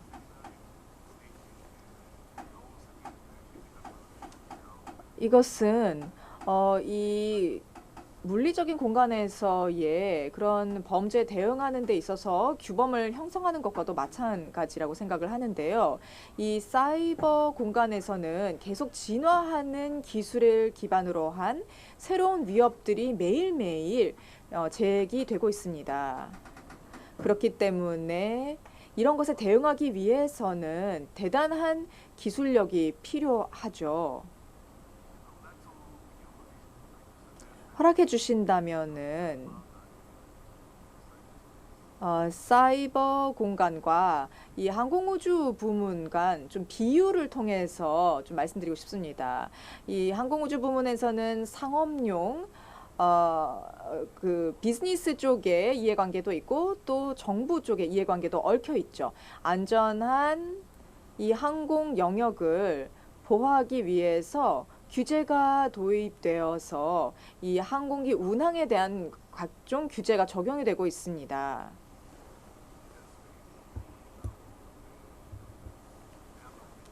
그래서 항공사들 또 이에 대해 이런 과정에 참여하고 있고 또 그런 비행기의 그 비행기가 실제적으로 소속되어 있는 그 국가의 정부들도 이러한 노력에 동참하고 있습니다.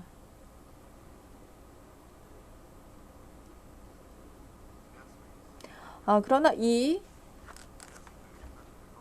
항공 영역에 있어서 어떤 악의적인 규범 침해 또는 위반을 예방하기 위해서 많은 노력이 전개되고 있죠. 정보가 공유됨으로써 보다 안전하게 비행이 이루어질 수 있도록 하고 있습니다. 이와 유사하게 우리가 사이버 공간에 비유해서 생각을 해보면 서비스 제공 업체들도 규제 대상이 되어야 됩니다. 그래서 그들의 인프라도 그 규제 수준에 맞출 수 있어야 되고요. 마치 어떤 이 상업용 항공기에서 우리가 관련된 규제를 적용하는 것과 마찬가지입니다.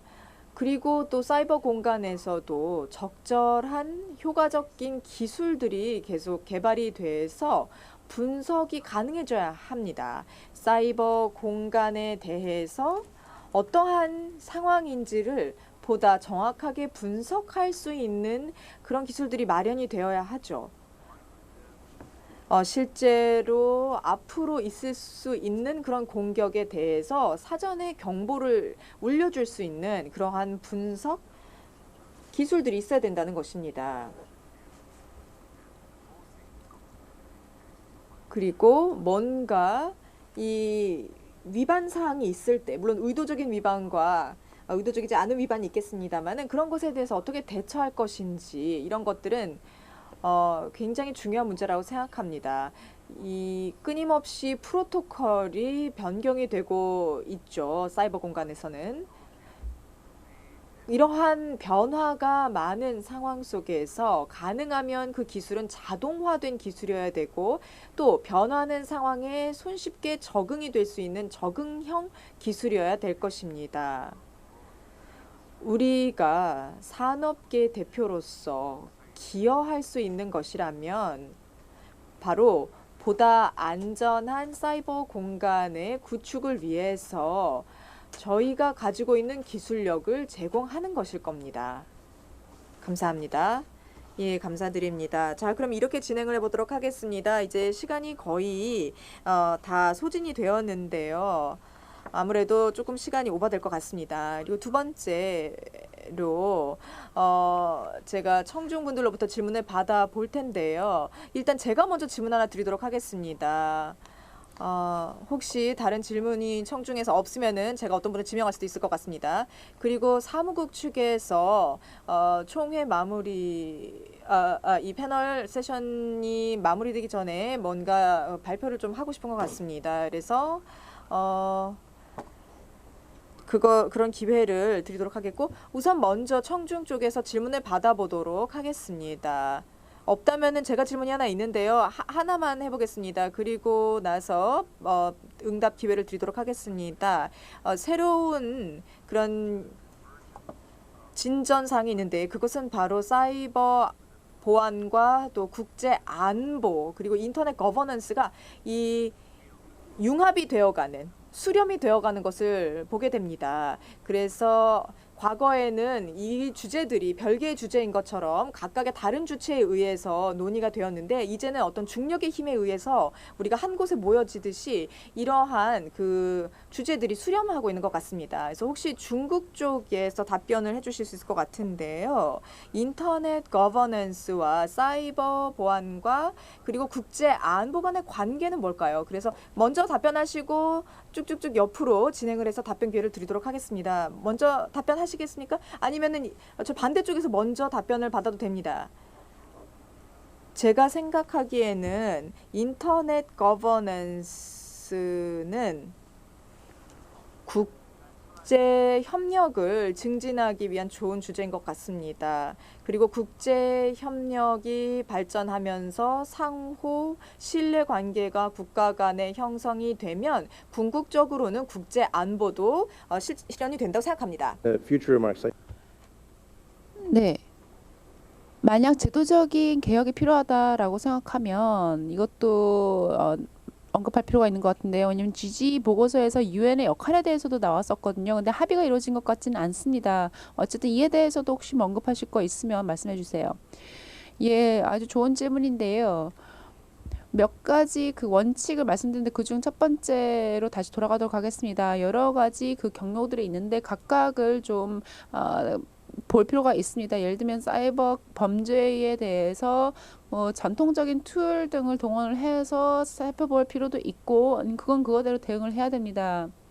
그 다음에 인터넷 거버넌스라든가 다중 이해 당사자 관계 이 모든 것도 다 이제 필요한 부분들인데요. 호주도 그 다중 이해 당사자 관계 방법을 저희가 지지하고 있습니다. 그래서 UN GG를 앞으로 계속 진전시켜 나가야 되겠고 UN 다른 기관들도 마찬가지인데요.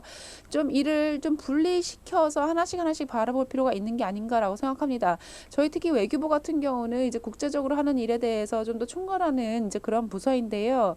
또 다른 부서들도 각각 다른 국제적인 그 맥락에서 여러 가지 활동들을 하고 있는 것 같습니다. 근데 어쨌든 좀 분리시키면서 그 각각의 특성과 그 각각의 현실을 바라보는 게 필요하다라고 생각하고 다음에 그러면서 이제 그 상호 연계성을 바라볼 필요가 있다라고 생각합니다. 아무래도 우리 예산도 제약되어 있고 직원 수도 제약되어 있기 때문에 이와 같은 상황 하에서 잘 효율적으로 할 필요가 있습니다. 그리고 이 국방이라던가 안보 측면에서 우리가 하는 일들이 결국은 이제 다른 경제나 다른 분야에도 흘러 넘어갈 수 있기 때문에 이를 간과하는 경우가 있는데 이를 감안할 필요가 있습니다. 그래서 우리가 그래서 다시 한번 말씀드리자면 여러 분야들의 역동을 잘 살펴보고 그 다음에 다시 이를 재통합해야 된다고 생각합니다. 안드레 씨 답변해 주시죠. 저는 여기서 가장 중요한 이슈는 멀티 스테이크홀더라는 그 인터넷의 현상을 인정해야 된다고 생각합니다. 그래서 이 다중이해 당사자들에게 인터넷은 항상 안정적이고 접근 가능한 것이고 보안이 담보되는 것이라는 것을 확신을 심어줄 수 있어야 됩니다. 그러니까 그 누구의 어떤 그 주체에 의해서 의지에 따라서 이것이 좌지우지돼서는 안 된다고 생각합니다. 이 네 가지 인터넷의 이 기본적인 속성이 반드시 보장이 될 수 있도록 해줘야 된다고 생각을 합니다. 그렇게 되면은 자연스럽게 그 이슈는 해결될 수 있다고 생각합니다. 그러면은 누가 이런 것을 담보해 줄 수 있을까요? 다중이해 당사자들 스스로가 해야 되겠죠? 근데 어떤 형태가요? 뭐 아이캔이나 유엔이나 아니면 새로운 제도가 필요할까요? 제가 생각할 적에는 이 이슈에 대한 협상이 보다 폭넓게 이루어져야 된다고 생각합니다. 우선 G8 수준에서 각 정부가 그들이 가지고 있는 역량에 기반을 해서 이 프로세스에 기여를 해야 된다고 생각합니다. 그런데 정부만 따로 정부만으로 되는 것은 아닙니다. 기업들도 또 기여를 해줘야 되겠죠. 이 모든 주제는 상호 연관되어 있습니다. 그리고 몇 년 전에 미국도 국제 전략을 짜면서 거버넌스도 봐야 되고 권리 그리고 사이버 범죄, 사이버 보안 다 봐야 되고 또 국제 안보 다 같이 봐야 된다라고 했습니다. 한 거리 더 멀게 해서 우리 목표가 무엇인가를 한번 고민해 봐야 됩니다. 같은 목표를 향하고 있다라고 생각하는데요. 공개적이고 상호 운영적이고 안정적이고 신뢰할 수 있는 그러한 정보통신 기술 시스템을 구축하는 것이라고 생각합니다. 이와 같은 개방성을 보장하기 위해서는 그야말로 다중 이해 당사자적 그 거버넌스가 필요하고요. 여기에서 정보들도 마찬가지지만 민간 부문도 중요한 역할을 할 필요가 있다라고 생각합니다.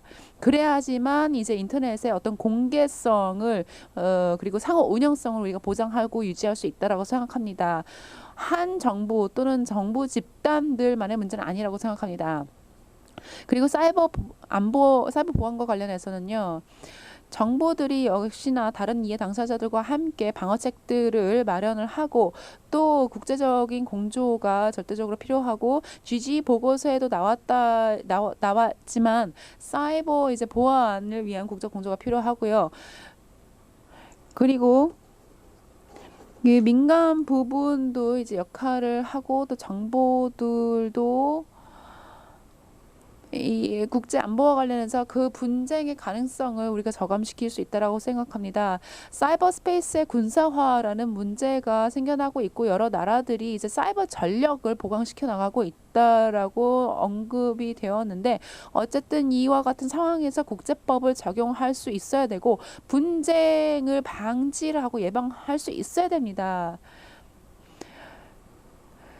그리고 뭐 비례성이라 원칙이라던가 뭐 이런 것들을 다 고려를 해서 이 국제법 적용 문제에 대해서 고민을 해야 되고요. 그리고 또 상호 간의 억제력을 발동시켜야 됩니다.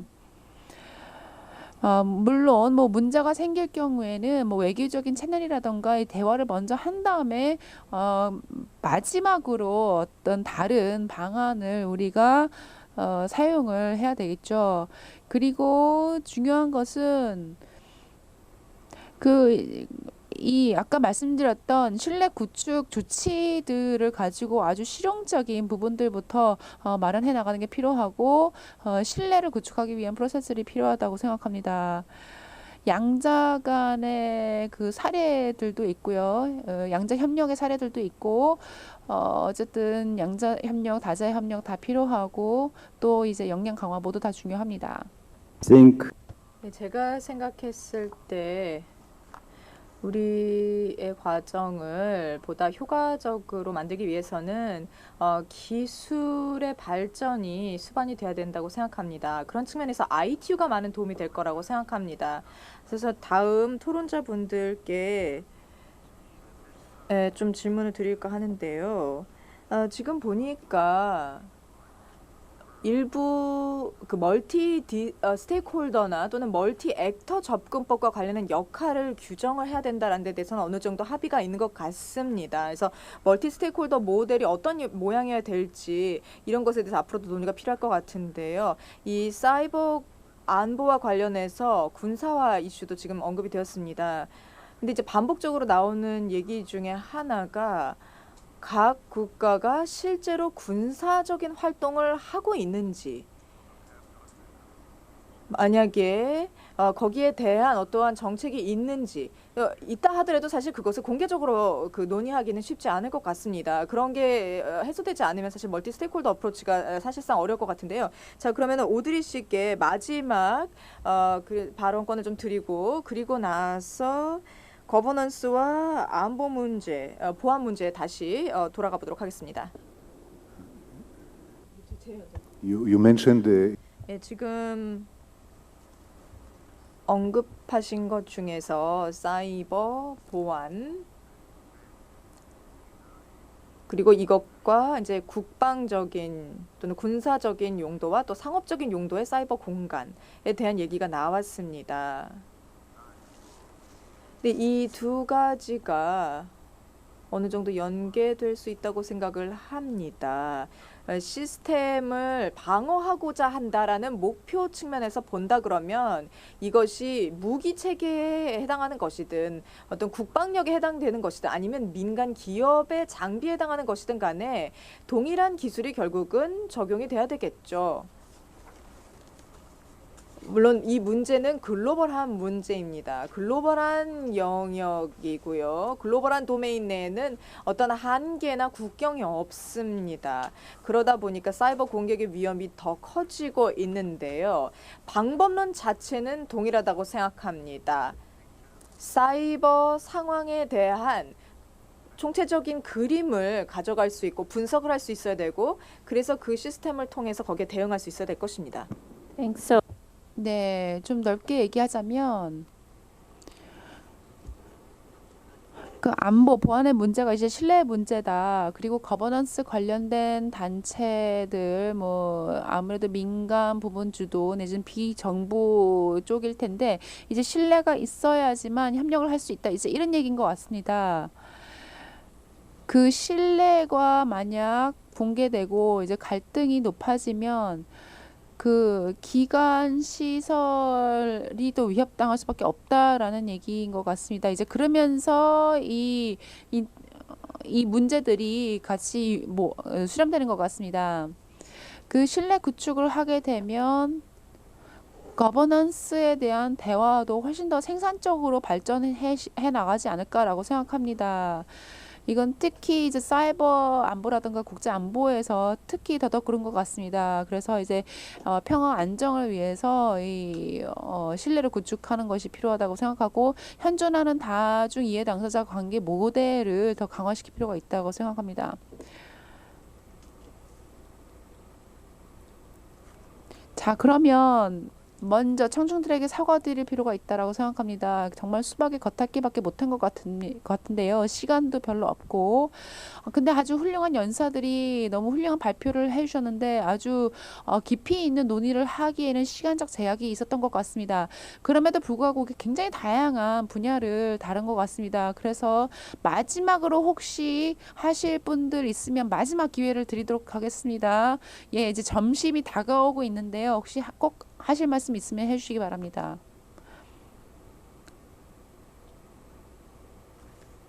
And 글로벌 인터넷 거버넌스와 관련해서 말씀드리겠습니다. 정책 영역에서 보게 되면 유엔이 가장 이러한 국가들이 이러한 문제에 대해서 논의하고 토론하고 컨센서스를 도출하고 신뢰를 구축할 수 있는 가장 좋은 장이 되지 않나 싶습니다. 기술적인 여건들과 관련해서는 ITU가 어떻게 보면 가장 적합한 토론의 장이 될 것이라고 생각을 합니다. 물론 인터넷 거버넌스라는 틀 안에서 다양한 측면도 있고 다양한 주체와 다양한 행위자 그리고 다양한 계층, 다양한 레이어들이 존재를 할 것이지만 우리가 그럼에도 불구하고 협의를 통해서 어떠한 형태이든지 간에 컨센서스를 도출할 수 있으리라고 생각을 합니다. 이제 유엔이 정당성을 가지고 있고 또 ITU가 이런 논의에 대한 권한을 가지고 진행이 되면 좋을 것 같습니다. Ray wasn't here to hear all these plaudits, but now are we? 하마든 트레시가 여기서 참여하지 못해서 좀 아쉽긴 합니다만은 크리스 씨 말씀해 주시죠. 한두 가지만 말씀드리도록 하겠습니다. 아주 정말 중요한 논의였다고 생각하고 정말 우리가 실천적으로 할 수 있는 것들이 몇 가지 있다고 생각합니다. UNGG가 물론 굉장히 성공적이었지만 이 성공을 기반으로 해서 또 다음 단계로 나아갈 수 있는 게 있다라면 필요하다고 생각합니다. 어쨌든 그럼에도 불구하고 그 패널리스트 중에서 그 UN의 역할이 좀 과대평가가 된 게 아닌가라는 생각도 됩니다. UN은 아주 훌륭한 제도입니다만 또 이제 다중 이해 당사자들 다 포함하는 거 아니고 정부들 간의 그 회합의 장소입니다. 그래서 이제 결국은 국가 간의 대화만 이루어지는 공간입니다. 그래서 어떤 측면에서는 굉장히 중요하지만 모든 측면을 다 다루지는 않습니다. 그래서 우리가 말씀드렸다시피 그 다중 이해 당사자들 다양한 기관들이 다 포진되어 있습니다. 이들이 같이 해야만 우리가 앞으로 좀 나아갈 수 있다라고 생각하고요.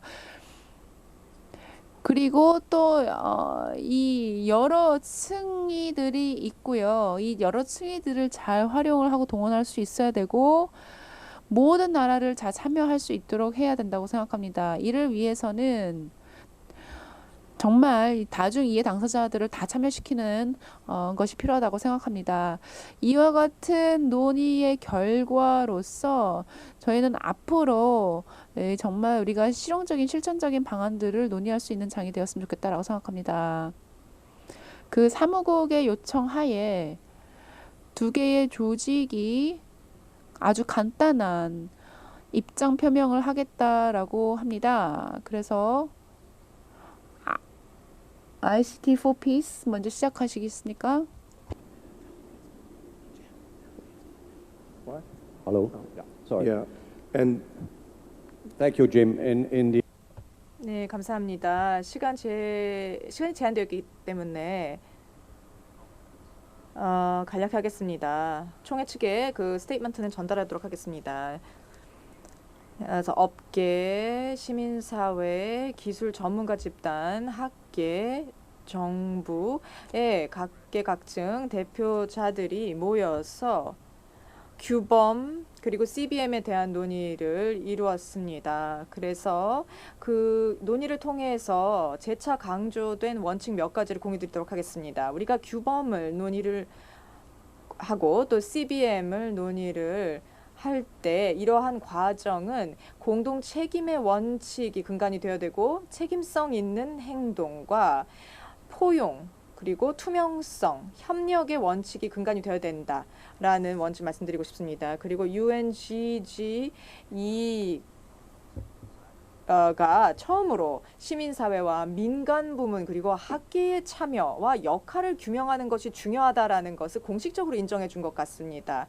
이제 학계와 기업체와 시민사회가 우리의 여론을 취합해서 이 여론을 또 알릴 수 있어야 된다고 생각합니다. 이런 측면에서 이 프로세스, 이 참여의 프로세스는 보다 지리적으로 폭넓은 그런 관점에서 접근이 돼야 된다라고 생각합니다.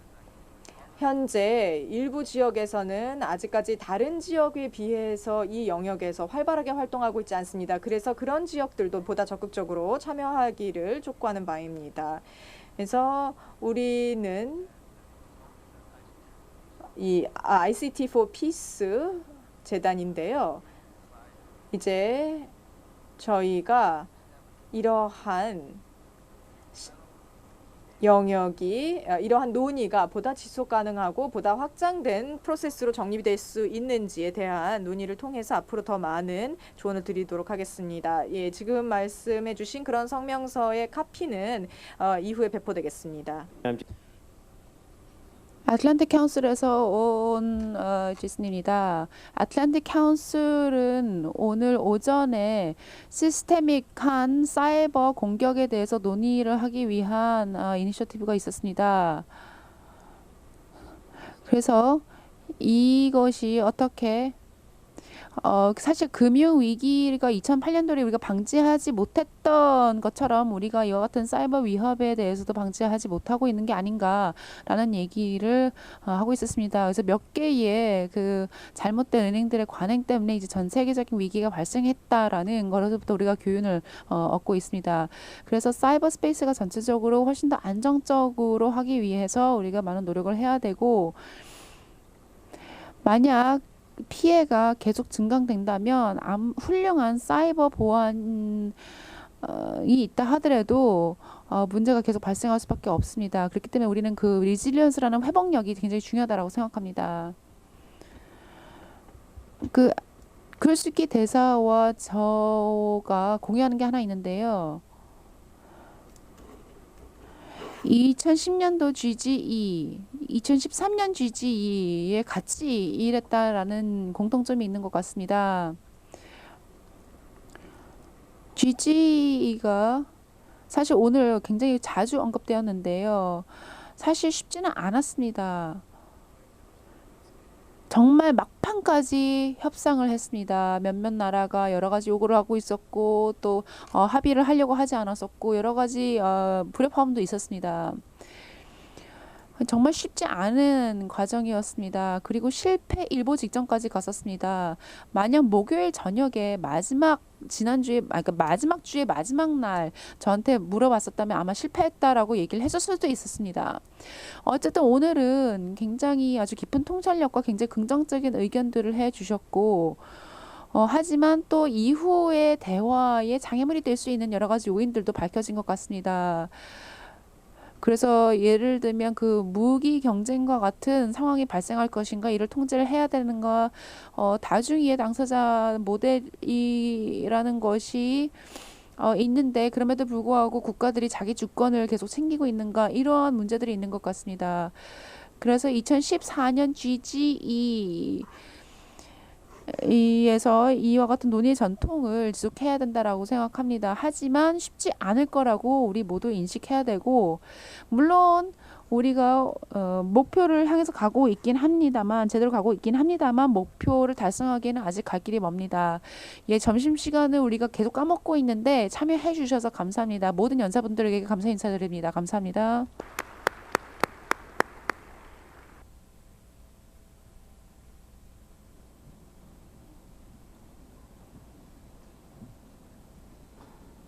Thank you, Senior Fellow James Lewis, all speakers and discussants.